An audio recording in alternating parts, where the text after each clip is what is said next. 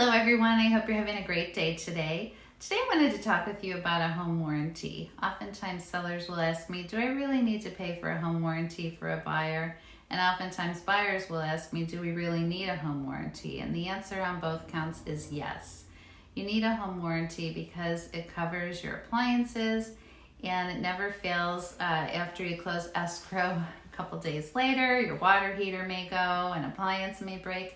And you don't want to have to deal with that. If you're a seller, the buyer could think that it was a pre-existing condition that you didn't disclose and want you to pay for it, and the repair can be much more costly than it is with a home warranty plan in place. And if you're a buyer, you don't want to have to deal with that after just moving into a new property. So you definitely should get a home warranty. When I represent the seller, I always tell the seller to pay for one for the buyer, and also when I represent the buyer, I always tell them to ask for one from the seller. So if you have any questions, I'm here to help. 805-746-1978.